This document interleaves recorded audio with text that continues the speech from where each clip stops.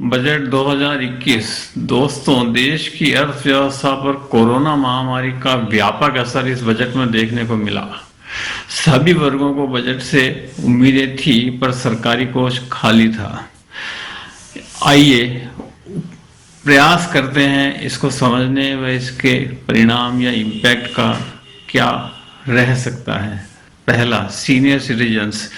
वित्त मंत्री जी का सिर्फ प्रणाम स्वीकार करें, क्योंकि आपके लिए इस बजट में कोई नई राहत या कोई नई छूट या कोई अतिरिक्त सेविंग्स या कोई डिडक्शंस का कोई प्रावधान या बदलाव नहीं किया गया है। कितना अच्छा होता यदि बजट की स्पीच के अनुरूप वित्त मंत्री जी सीनियर सिटीजन्स को डिविडेंड, इंटरेस्ट, पेंशन में कुछ छूट या आयकर से कुछ मुक्ति देती। हाँ, सिर्फ इनकम टैक्स रिटर्न भरने में आपको सशर्त छूट दी गई है यदि आपकी बैंक आपकी कुल आय की गणना करके और उसके ऊपर जो टैक्स एप्लीकेबल स्लैब से बनता है वो जमा करा दे। बेहतर यही होगा कि आप स्वयं अपनी आय की गणना करें, स्वयं अपने डिडक्शंस, स्वयं अपनी सेविंग्स, स्वयं अपने इन्वेस्टमेंट्स का टोटल ठीक से गणना करके, क्लेम करके और अपना रिटर्न हर साल की तरह भरें।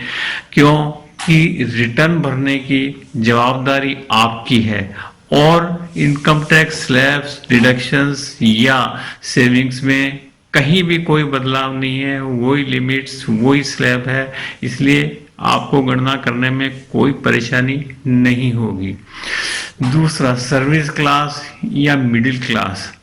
यदि आप जॉब में हैं और यदि आपकी कंपनी या नियोक्ता ने आपको वर्क फ्रॉम होम की सुविधा दे रखी है तो बेहतर होगा कि आप उनसे रिक्वेस्ट कर इसको और एक्सटेंड कराएं, ताकि अधिक पेट्रोल वाहन या इससे रिलेटेड खर्चे या घर के बाहर से खर्चों में आप इन्फ्लेशन को देखते हुए थोड़ी बचत कर सकें। क्यों कि पेट्रोल, डीजल आदि के दाम लगातार बढ़ोतरी हो रही है और उसका इन्फ्लेशन पर व्यापक असर जरूर देखने को मिलेगा।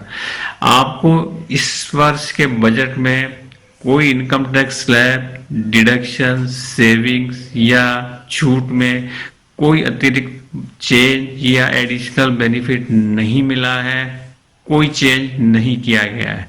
हाँ, यदि आप इंफ्रास्ट्रक्चर या मेडिकल या हेल्थ सर्विसेज से जुड़े हैं तो निश्चित है कि आपको उसमें नए रोजगार या उन्नति की उम्मीद आप रख सकते हैं, क्योंकि सरकार ने खुले दिल से इस बजट में इसके लिए खजाना खोला है। तीसरा, अर्थव्यवस्था। Infrastructure, health, medical services, highways, pollution, इतने सारे नए जो योजनाएं चालू की है सरकार ने या और इन पे अच्छा खासा बजट एलोकेशन भी किया है। इन योजनाओं की घोषणा से निश्चित ही अर्थव्यवस्था को नई गति मिलेगी, नए रोजगार उपलब्ध होंगे और देश के नागरिकों को अच्छी स्वास्थ्य सेवाएं मिलेगी। इसके साथ ही एयर पोल्यूशन, वाटर पोल्यूशन में कंट्रोल से आपका निजी स्वास्थ्य भी बेहतर होगा, यह उम्मीद की जा सकती है। यह घोषणा अत्यंत सराहनीय है। इसके अलावा सिर्फ कोरोना वैक्सीन के लिए सरकार ने 35,000 करोड़ और जरूरत पड़ने पर इससे भी अधिक मुहैया कराने की घोषणा की है। यह अत्यंत सराहनीय है। इंफ्रास्ट्रक्चर, मेडिकल, हेल्थ, हाईवे, सब सर्विसेज से जो प्रोजेक्ट से डेफिनेटली अर्थव्यवस्था में गति आएगी। सिर्फ ये है कि ये योजनाएं समय पर कार्यान्वित हो, यह देखना बहुत जरूरी है। स्टील, जेम्स, ज्वेलरी उद्योगों को ड्यूटी में राहत से बहुत फायदा होगा। इसमें भी नए रोजगार और जो जुड़े लोग हैं उनको इसमें काफी फायदा होगा। इससे अर्थव्यवस्था में गति को और बढ़त मिलेगी और इसका सकारात्मक योगदान रहेगा। चौथा, अर्थव्यवस्था में सुधार की उम्मीद, जैसा कि ऊपर घोषणाएं की गई है उनके अनुरूप वह उस सुधार की उम्मीद से और इससे भी अधिक LIC का सबसे बड़ा IPO जो आने वाला है उससे शेयर मार्केट में भी सकारात्मक प्रभाव रहेगा।